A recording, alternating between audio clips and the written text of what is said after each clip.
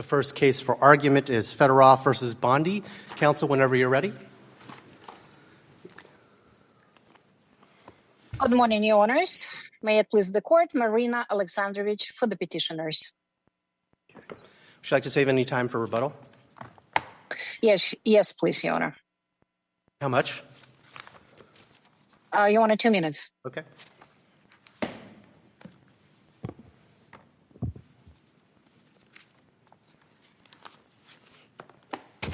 You may proceed when ready.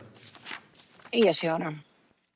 There are 3 questions presented by this honorable panel. To answer this first question, the answer is yes.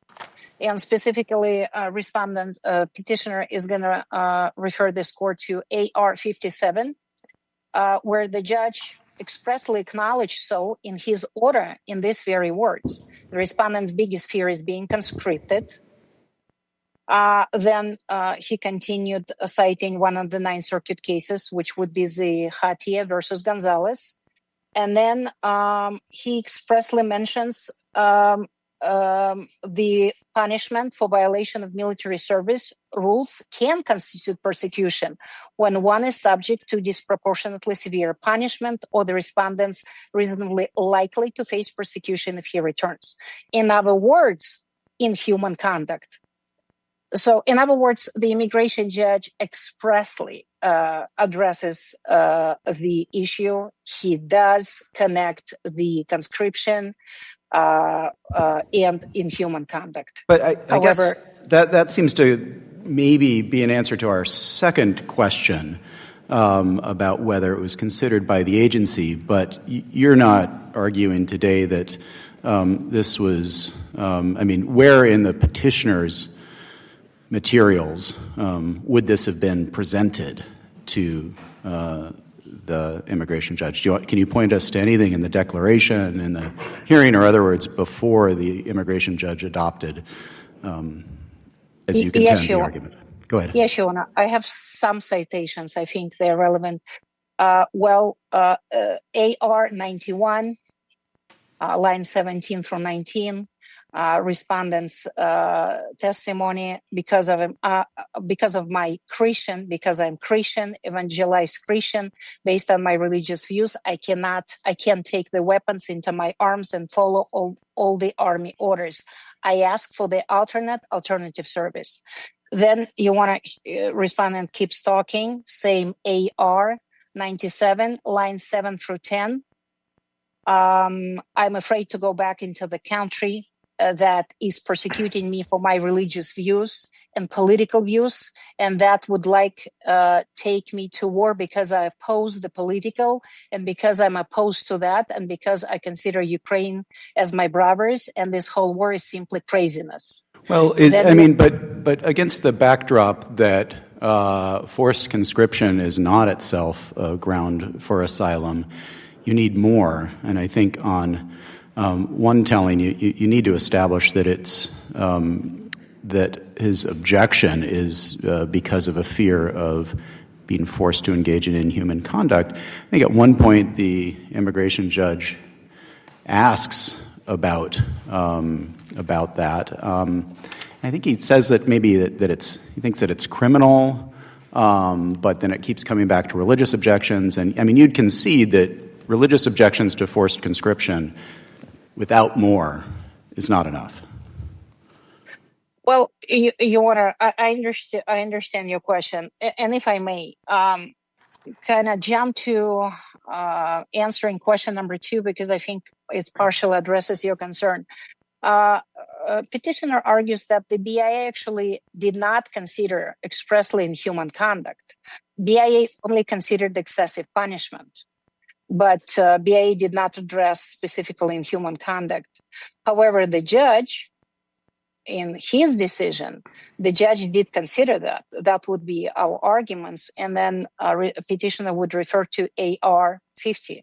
But counsel, exhaustion requires that the petitioner raise it to the BIA. And if you didn't raise it to the BIA, then it's not exhausted. Your Honor, the BIA started the decision by citing to Bourbano. And petitioner argues then this particular adoption or affirmation of the immigration judge's decision makes Bourbon central to exhaustion and review doctrine. Issues the That's a immigration pretty broad judge reading of decides. exhaustion. I've never seen a case that does that. If the BIA adopts the IJ's decision, then you're saying anything that's in the IJ's decision is exhausted before us? No, not exactly, Your Honor. Well, my point is this, and I think Abebe versus Gonzalez talks about that even if not vigorously argued on the appeal, these certain issues may be considered by the BIA and by the federal courts. For instance, the immigration judge gave a lot of attention and a lot of consideration to respondents to the connection of petitioners' religious beliefs and his persecution.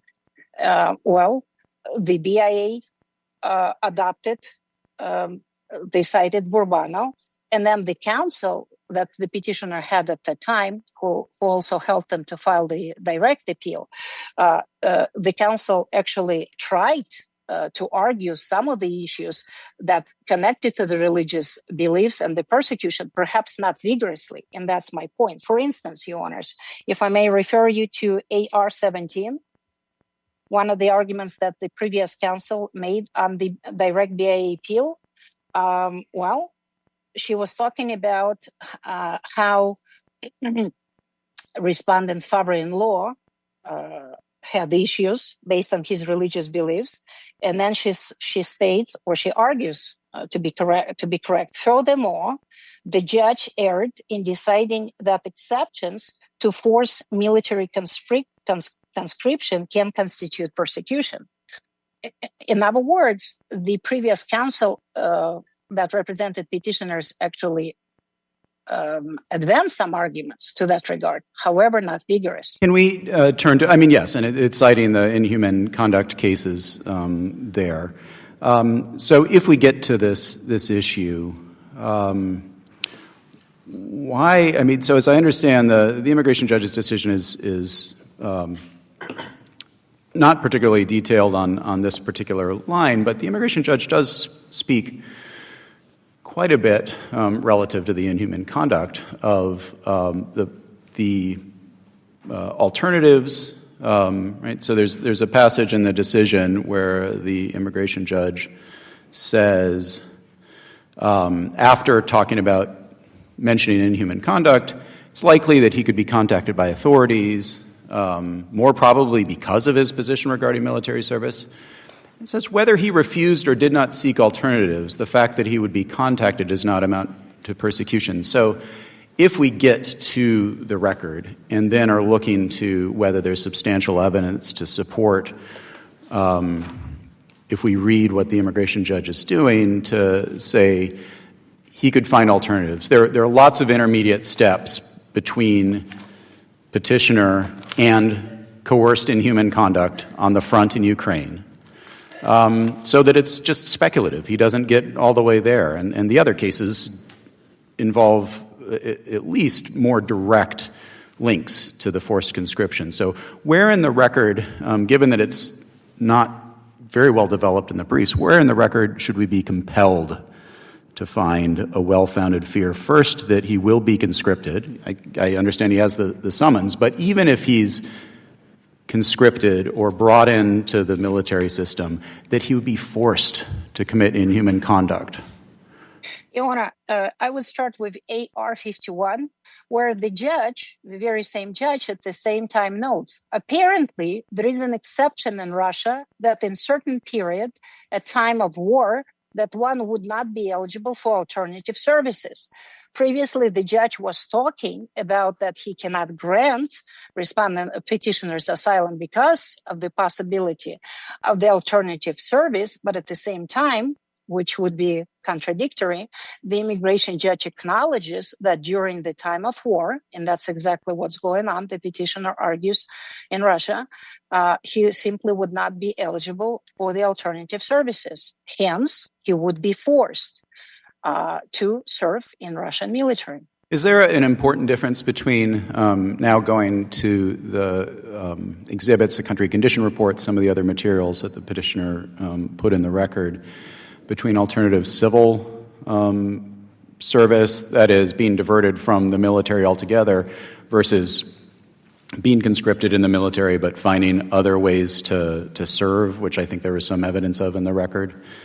Which are we talking about here? In other words, even if he's conscripted, it's not inhumane conduct, and the record wouldn't compel us to do so if there's substantial evidence that he could be diverted into some sort of alternative service within the military that would keep him from the front lines. Understood, Your Honor. Again, petitioner argues that during the time of war, and again, the judge acknowledged that there is no alternative service.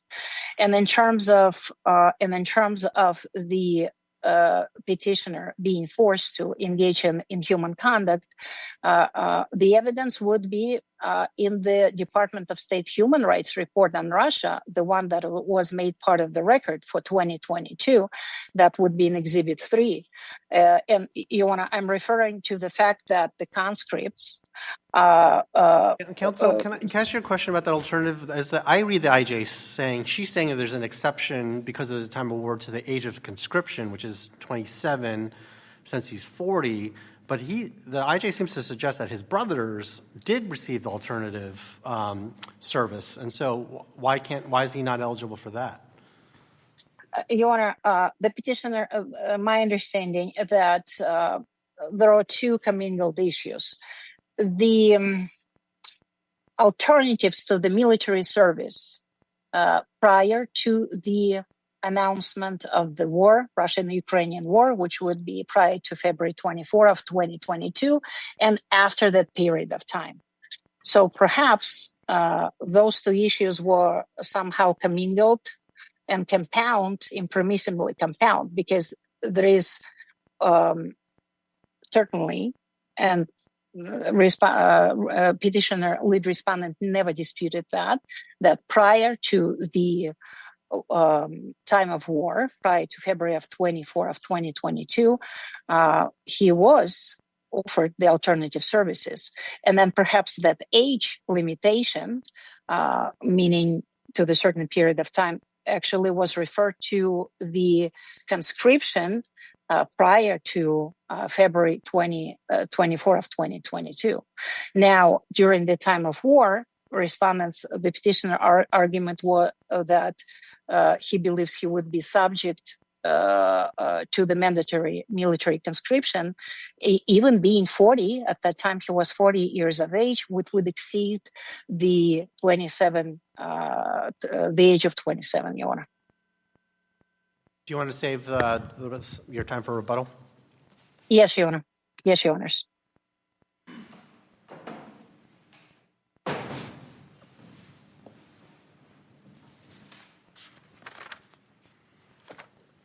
May it please the Court, Christopher Pryby for the Attorney General.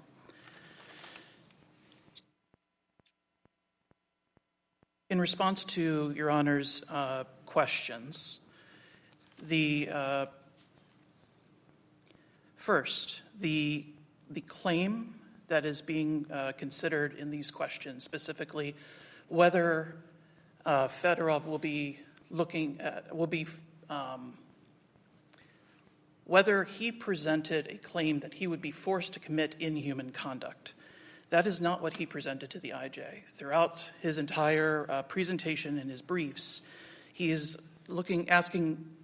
saying that he will be persecuted for his religious objection. And this is actually, it's not clear. He sometimes cites excessive punishment, but sometimes he just seems to suggest that it's a per se type form of persecution to be conscripted against his beliefs. And that was rejected by the Supreme Court in INS v. Elias Zacharias. And in fact, GVR'd a case from this court that had held that that there was a per se persecution for being conscripted, even though you conscientiously objected. What about, I mean, the petitioner talks about, when asked point blank by the immigration judge, says that it's criminal they're doing there. I mean, so these are war crimes. Why isn't that enough to assert a claim sounding in inhuman conduct? It's not. Criminal can mean a lot of different things. It could mean criminal as in it's a wrong thing to do. I mean, there's a line between objecting to a course of behavior because you think it's wrong, and being worried that you're going to be forced to commit acts that are inhumane. Here, he is focusing on again this is like a political belief that it is wrong for Russia to be attacking our brothers in Ukraine. Well, he doesn't say it's wrong. He says it's criminal, and we typically don't expect petitioners to use magic words in terms of saying, I am bringing a claim for inhuman conduct. Well, I mean, if you look at his mere use of the word criminal as enough to bring that claim, that is sort of a magic words rule to the petitioner's benefit. It's saying that you're imputing a claim that he thinks he's going to be forced to commit inhuman acts, which is a very specific type of claim, one that distinguishes from the general that Barraza Rivera distinguished from the general conscientious objector claim. Sure, but then, I mean, then we're presented with a decision by the immigration judge that was adopted by the board under Bourbono that does use those magic words, inhumane conduct. And I guess, first of all, on the exhaustion question, doesn't Abebe say that even if, once the board decides to get past its own procedural kind of objections and does reach a claim, whether or not it was presented below, that we're obligated to review it? That is what Abebe says, but that's not applicable here because the claim was not presented below. The IJ... Well, and these cases were cited in the briefs to the board. Your friend just noted that. Yeah, I can pull out the language. I think it was on page first AR 17. Punishment for violation of military service rules can constitute persecution where the individual would suffer disproportionately severe punishment for evasion on account of one of the grounds. That's the claim that the petitioner Right. made. Is that the same thing as inhumane conduct? That's my point. I don't even think the IJ reached the inhumane conduct exception. He or she seems to be talking about the disproportionate punishment and then says, in other words, inhumane conduct. But I think that's not correct. Those are different exceptions. Is that right? Yes, Your Honor. That's the point I'm making. The point that the claim that the petitioner is making is the first one. Right, disproportionate conduct. Right. And you're saying the petitioner never raised the inhumane conduct exception, which is totally separate. Correct. But it seems like the IJ botched it a little by conflating the two, calling the disproportionate exception inhumane conduct. That's correct. And in fact... What do we make of the Barraza Rivera cite in that passage then? In which passage, Your Honor? From the brief that you just pointed us to. The Barraza Rivera only involved inhumane conduct. I get that the other cases also presented the punishment question. And, I mean, looking at the IJ, again, I'm not suggesting that it's crystal clear, but when you turn to the IJ, so the petitioner cites or the appellant cites Barraza Rivera to the board adopts via Bourbono a decision in which on page 57 of the immigration judge's decision, when the judge is discussing this, says inhuman conduct, and then it says, then it also raises the religious point, I think, that you'd made, conscientious objectors. But then That's the Zahatia case, the Jehovah's Witness case. That's all the way at the top of the page. What the immigration judge cites after this are the inhuman conduct cases, Barraza Rivera. Well, So, sorry, Your Honor. Go ahead. Barraza Rivera states I believe it states all of the different objections, and then it talks about specifically the exceptions, but then it talks specifically about the inhuman conduct exception. Here, so a citation just to the case, a bare citation, as is also present in the brief on page 17, those cannot alone be enough to raise an inhuman conduct claim. Where it's just one of a list of types of exceptions that could be found to the no per se rule for conscientious objector standard. But I guess then why, so going to the record that the petitioner presented to the agency, where this is at least in the air, we can see whether it was presented or exhausted before hanging those labels on it. It's out there. The cases are being cited. There's some testimony regarding it. And then what are we to make of all he's not putting in things about, there are some things about his sincere religious beliefs, but there's a lot in there about Russia's conduct of the war in Ukraine and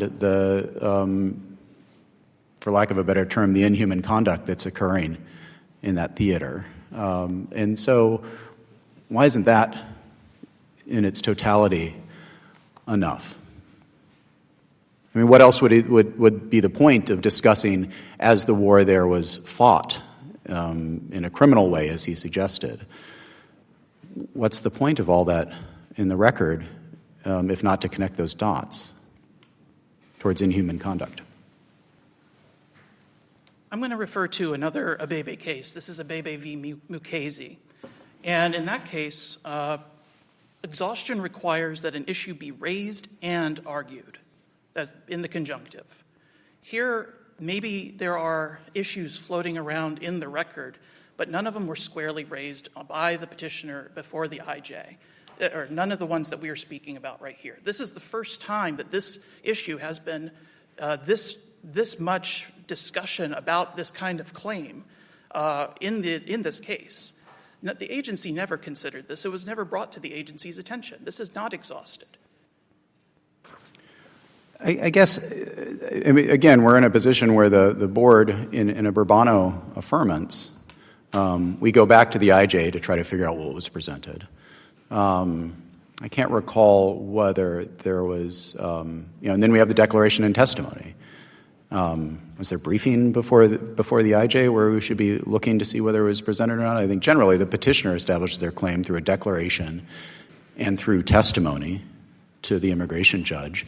And again, the immigration judge has an obligation to if a claim can be made out of there, to identify it. And it seems here that the immigration judge says inhuman conduct. So, I mean, in front of set aside the board and the briefs and everything else, because the board made the decision to Burbano affirm. So we're now back to whatever the IJ thinks was presented.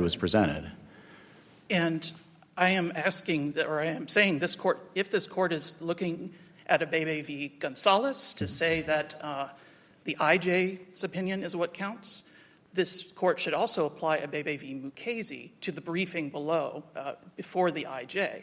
That means that the petitioner needs to raise and argue all issues before the IJ.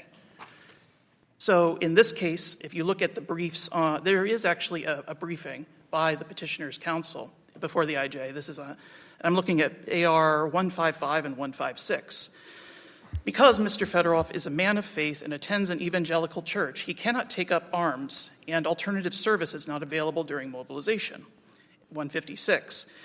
He went through years of outright persecution from civilians and authorities, and there is no indication that he would be able to escape from military service upon arrival to Russia. This is about forced conscription. This has nothing to do with inhumane conduct, which was raised in an errant phrase by the IJ one time and not analyzed at all.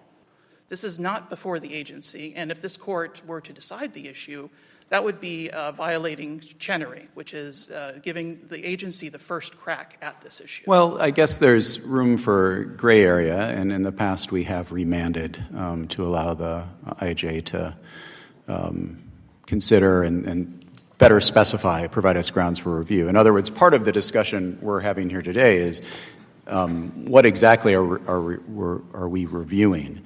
And if the record isn't clear as to what the IJ reviewed, why don't we just send it back and give the agency a chance to spell it out a little more clearly? The burden is on the petitioner to show that he is eligible for asylum and other relief. If the IJ is only ruling on what the petitioner brings forward, and if the petitioner only makes a clear claim as to this is the form of persecution I am expecting. I am expecting either to be conscripted against my conscientious objection or to be severely punished, then that is what the IJ has to go on. And if this court were to remand merely because an IJ made an error in stating something during an oral opinion, then that would also open the floodgates for a lot of other remands based on just errant phrasing when the reasonable course of the agency's decision is apparent. Here it's apparent that it was not brought up that calling a war criminal one time during testimony and an IJ saying, oh, well, it would be inhumane to subject him to severe punishment because of his religious beliefs, that cannot be enough to raise this claim on behalf of the petitioner in some way. Mr. Pryby, I appreciate you becoming prepared to discuss these issues today, but did the government raise exhaustion in its briefing? We had no need to, Your Honor, because this issue was not presented before the agency. The opening brief said that it was. The government had an opportunity to respond in its brief.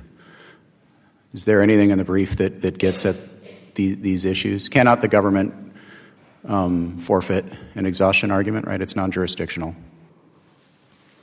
If there's something in the brief, let me know. Otherwise, it's just coming down to our discussion here today is the first time that the government is discussing this. Is that right? In the brief, the government raises a failure to exhaust on the grounds of nexus because what the claim that the petitioner raised was, I am being persecuted because of my religious beliefs. Now, where does it talk about the inhuman? I mean, I think we both established that inhuman conduct is a claim, a type of claim for these purposes for exhaustion. Where does anywhere in the briefs where there's a discussion of non-exhaustion of the inhuman conduct?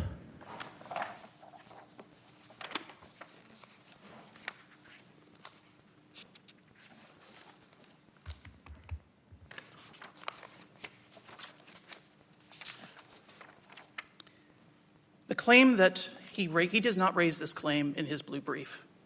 That is, therefore, the government did not need to raise an exhaustion argument. Well, I recall there's at least a couple pages, certainly a full paragraph, citing the inhuman conduct pieces as part of the reasonable fear. The start of my time has expired. May I answer the question? Yeah. Oh, sorry. No, it's okay. The section starts with the lead petitioner is a religious pacifist. And this is in your brief or the blue brief. Okay. And the petitioner summarizes the IJ's opinion. The situation is rather transparent. The religious pacifist demonstrates in public in protest to war, and he gets labeled a sectarian and being threatened to send to war. All of this sounds in, so far it sounds in the claim that he is being persecuted because of his religion. Threats, let's see.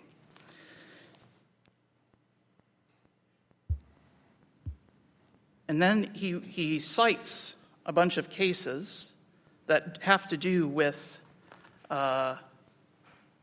deserting to avoid participating in acts condemned by the international community.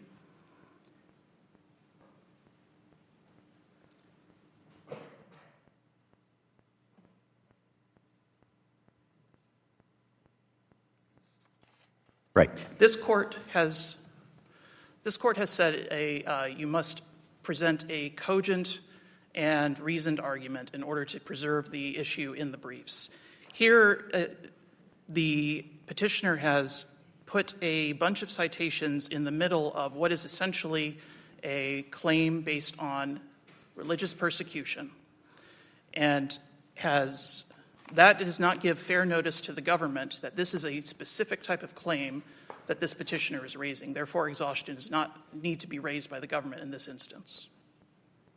Thank you, counsel. Your Honors, I don't have any additional arguments, so I won't be taking my 2 minutes for rebuttal. If I could ask a question, then what's your response to the that the IJ actually never even considered the inhumane conduct exception because he or she just mislabeled what was the disproportionate punishment exception? Well, certainly that's more than just an error in phrasing. So petitioners do disagree with counsel characterization of that.